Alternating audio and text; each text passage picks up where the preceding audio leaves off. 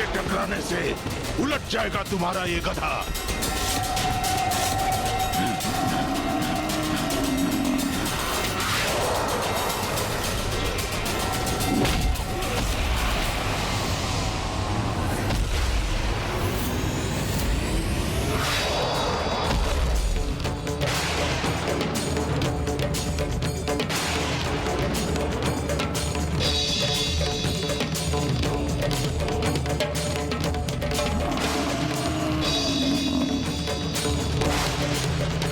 पर वार किया देवी, तो अब आपको मेरा प्रहार भी सहना होगा। आज जो भी सहोगे वो तुम ही सहोगे दुष्ट असुर।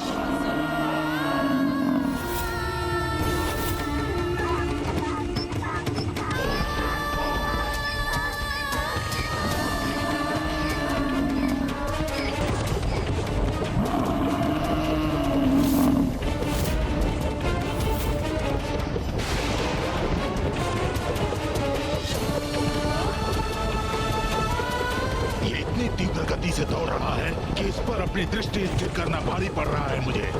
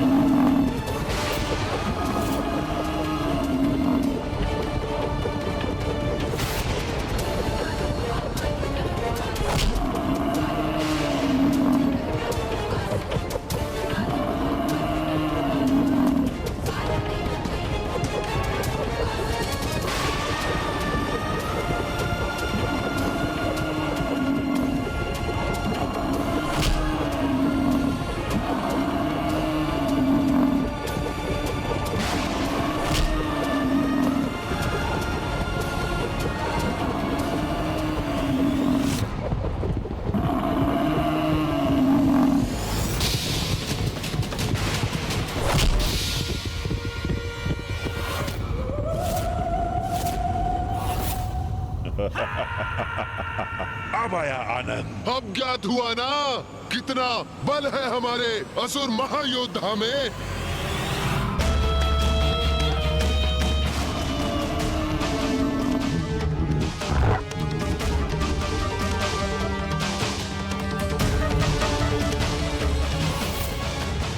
अरे ये देवी कहाँ चली गई?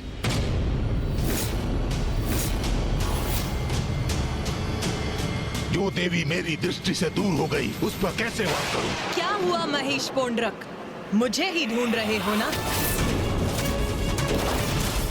ओह, तो यही खड़ी है ये।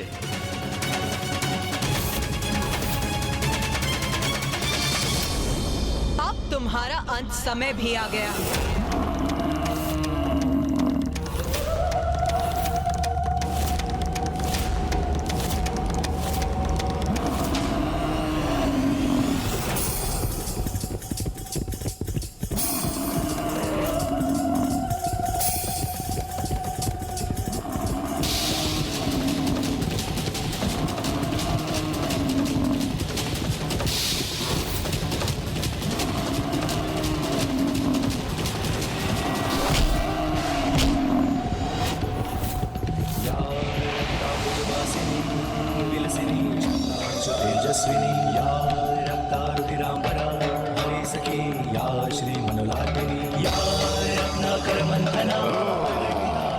मुझ पर वार किया देवी ने, अब मैं इसका दंड दूंगा उन्हें।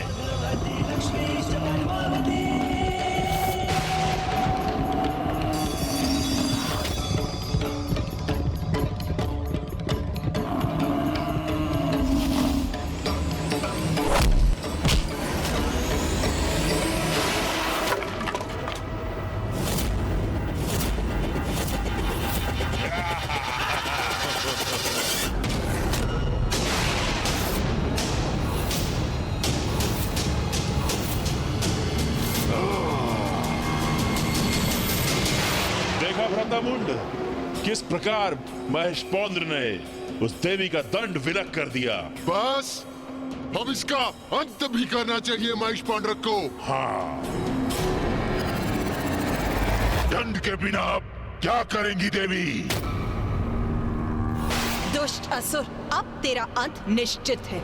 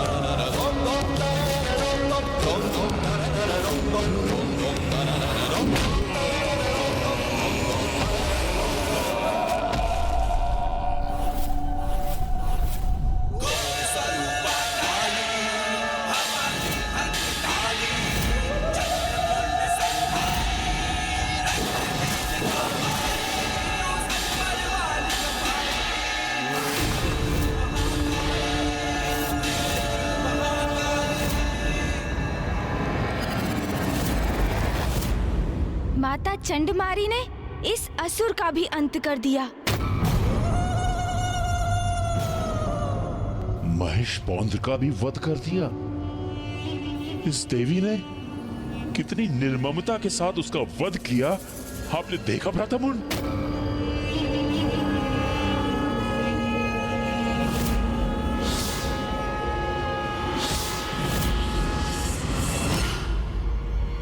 भ्राता, भ्राता, भ्राता, स्वयं को इस आतंक से बाहर निकालो भ्राता चंड। तो क्या हुआ यदि उसने रूरू और महेशपौंड्र का अंत कर दिया? भूल जाओ उन्हें। कौन थे वो दो दुर्बल असुर? स्मरण करो, कौन है हम, कितनी शक्तियां हैं हमारे पास। ब्रह्मदेव का वरदान प्राप्त है हमें, अति बलशाली है हम, चंड और मुंड है हम।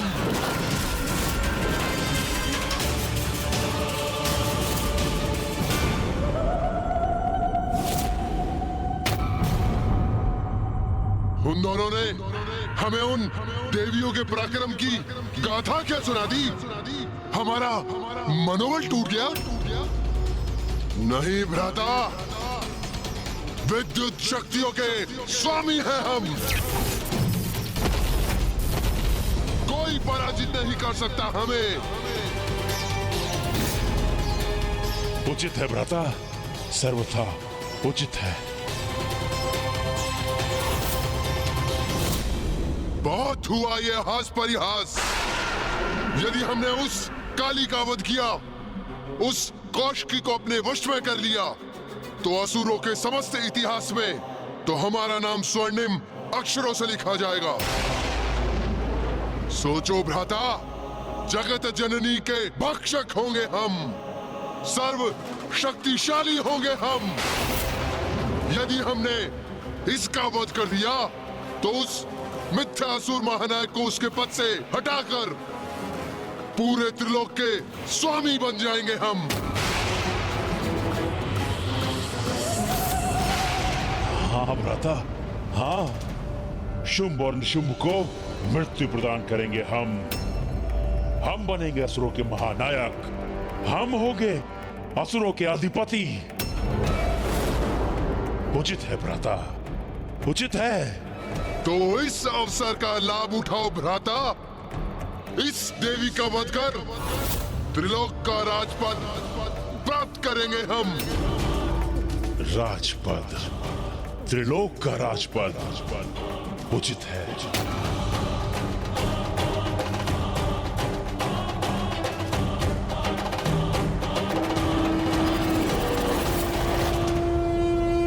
ये तो तुम्हारा सौभाग्य है नारियों। कि तुम्हारा अंत हम दोनों महाशक्तिशाली भ्राताओं के हाथ नियत है। इतना सब होने के पश्चात हम तुम्हारा अंत इतनी सहजता से नहीं करेंगे। अपने भयंकर अंत के लिए तैयार हो जाओ तुम सब।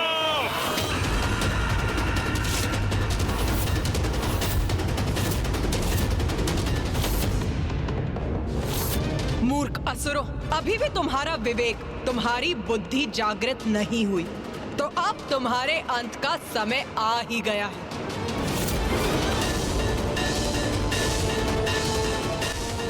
चंड और मुंड शक्तिशाली अवश्य हैं, किंतु माँ काली, माँ चंडमारी और माँ कौशिकी का क्रोध भी अपने चरम पर है। अब जो होगा उचित ही होगा।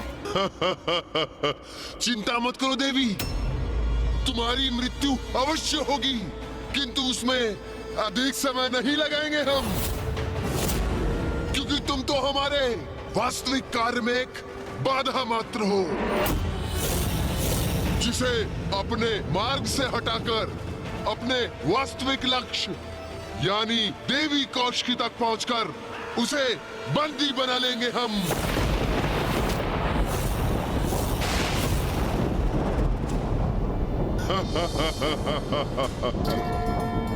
मूर्ख असुरों, तुम्हारी मूर्खता और अहंकार के कारण तुम्हें इसका आभास भी नहीं कि यहाँ आकर जो तुमने अंतिम लक्ष्य का चुनाव किया वो है मृत्यु। मृत्यु।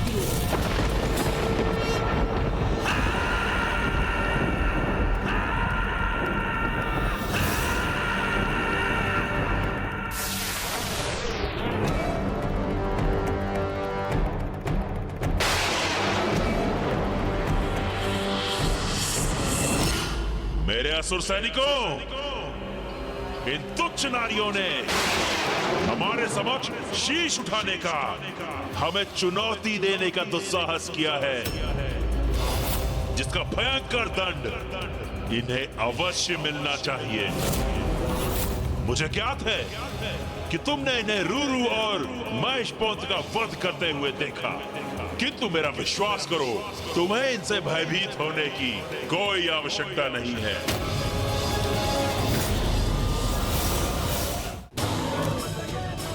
क्या था जो देव नहीं कर पाए? क्या थी उनकी लाचारी? क्यों उनकी लाज बचाने जागी उनके अंदर की नारी? देखिए ना, सूरवीरों, रूरू और महेश पांड्रेक पराजित हुए, क्योंकि वे दोनों युद्ध से पूर्व ही अपनी पराजय स्वीकार कर चुके थे, आतंकित थे इस देवी से।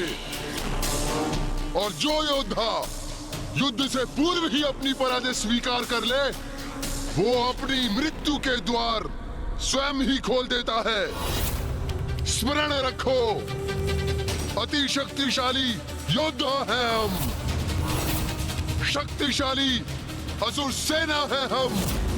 निडर होकर युद्ध करो और अंत करो इस देवी का। हाँ, उचित कहते हैं सेनापति चंडमुंड। निडर रहेंगे हम, विजयी होंगे हम, इन नारियों का वध करेंगे हम। असुर शक्ति की, चंडमुंड की, असुर शक्ति की, असुर शक्ति की जय, चंडमुंड की। हमारे असुर वीरों, इतना स्मरण रखना है तुम्हें कि तुम्हारे सामने कोई महायोद्धा नहीं, मात्र ये तुच्छ नारियां हैं। बस इनका ही अंत करना है तुम्हें। जो भी असुरवीर इसमें प्रमुख भूमिका निभाएगा, उसे हमारी ओर से बड़ा पुरस्कार प्राप्त होगा।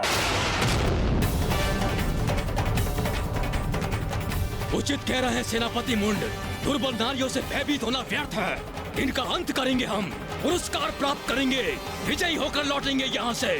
उत्साहित हो गई है हमारी सेना, अब इन दुष्टाओं का अंत दूर नहीं। कैसे भीरू सेनापति हो तुम दोनों? स्वयं को पीछे रख पुनः अपनी सेना को आगे कर रहे हो तुम। कैसे भीरू सेनापति हो तुम दोनों? हम लोग नीचे कैसे आ गए? उन्हें आगे बढ़ने लड़ने के लिए प्रेरित कर तुम उन्हें मृत्यु के मुख में ढकेल रहे हो। साहस है तो स्वयं आगे बढ़ो, युद्ध करो मुझसे।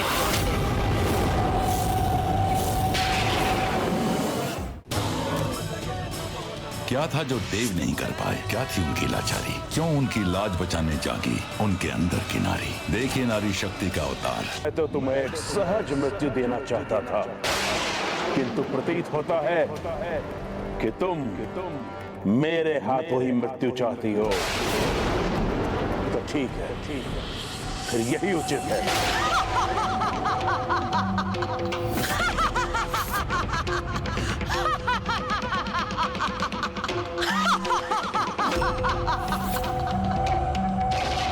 तुम अकेले मेरे समक्ष तो वैसे भी नहीं टिक सकते।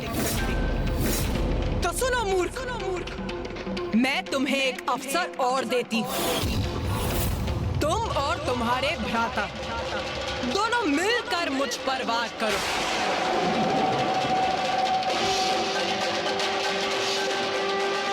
और मैं देवी चंडमारी तुम्हारी सेना को नष्ट करती हूँ। इतना दुस्साहस इस दुष्टा चंडमारी का, इसका भी दंड प्राप्त होगा इसे। जाओ असुरवीरों, जाओ और जाकर इसका वध करो।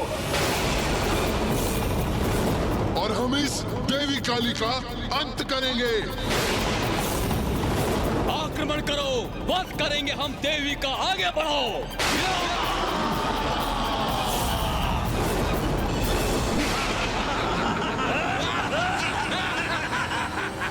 मुझे अनुमति दीजिए माता।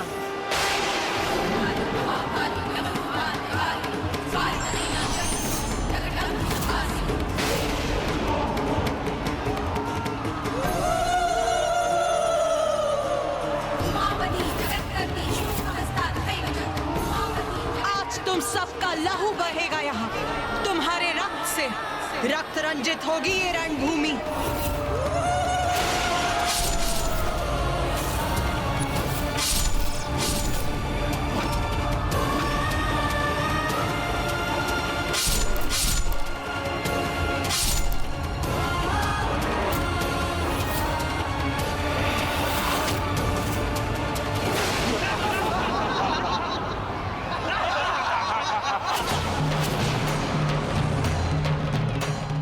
आज तुम चारों ओर से घिरी हो देवी। हमसे तुम्हारी रक्षा आज कोई नहीं कर सकता। आज तुम्हारा वध निश्चित ही करके रहेंगे। कौन किसका वध करेगा ये तो अभी स्पष्ट हो जाएगा।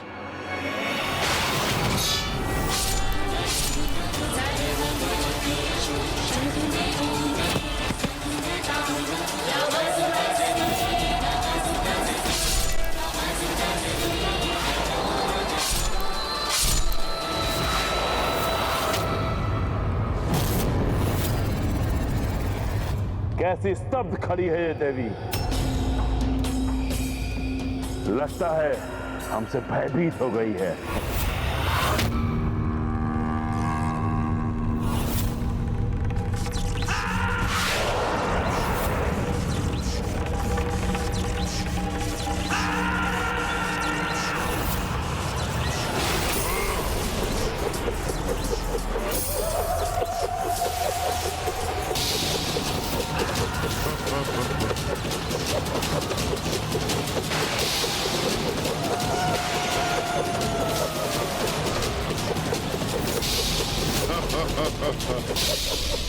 कितने भीरू हैं ये दोनों चंडमुंड। तभी तो योद्धा धर्म का उल्लंघन कर मिलकर मां काली पर एक साथ बहुअस्त्रों से वार कर रहे हैं। हाँ भैया, इन भीरुओं ने मात्र बहुअस्त्रों से ही नहीं वरन धूर्तता से भी आक्रमण किया है। ये चक्र मायावी है। एक योद्धा एक चक्र को ही रोक सकता है। जिस क्षण माँ एक चक्र को रोकने का प्रयास करेंगी तो शेष उसी क्षण माँ को आहत कर देंगे।